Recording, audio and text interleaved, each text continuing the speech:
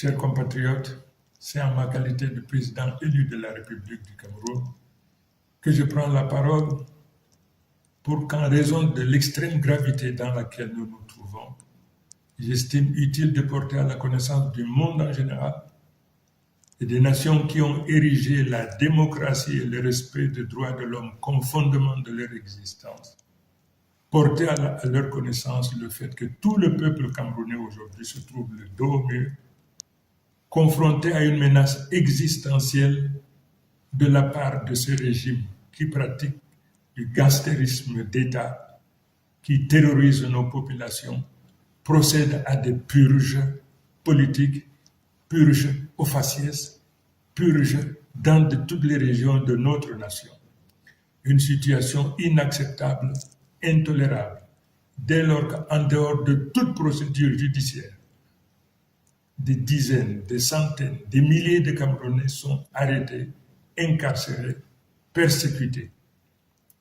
Je voudrais donc également attirer l'attention de tous les Camerounais, mais en particulier de tous ceux qui ont foi en Dieu, du sacrilège, de la profanation auquel s'est livré le président Biya lors de la soi-disant prestation de serment. Le monde entier sait que Biya n'a jamais été élu. La nation camerounaise dans son ensemble sait que Biya n'a jamais été élu. Mais qu'il se permette de poser la main sur la Bible au nom de Dieu.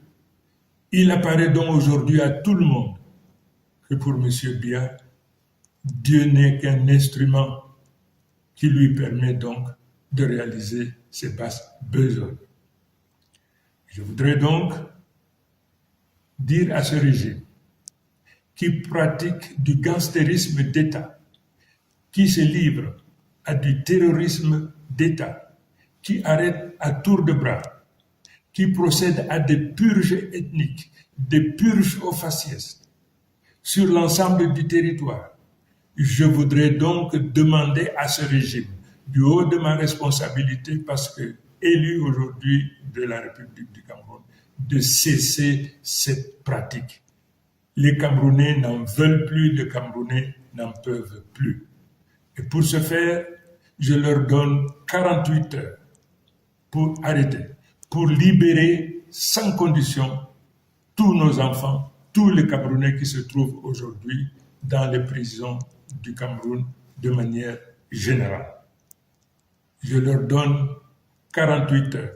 Faute de quoi, le peuple camerounais se retrouvera en légitime défense et se sentira libre non seulement de se protéger, mais également de tout faire pour protéger leurs enfants et les récupérer partout où ils se trouvent. Voilà l'information cardinale que je me devais de porter à la connaissance de tout un chacun, mais en particulier, une fois de plus, le divorce désormais qu'il y a entre le président Biya et les religieux, quelle que soit leur obédience. Je vous remercie.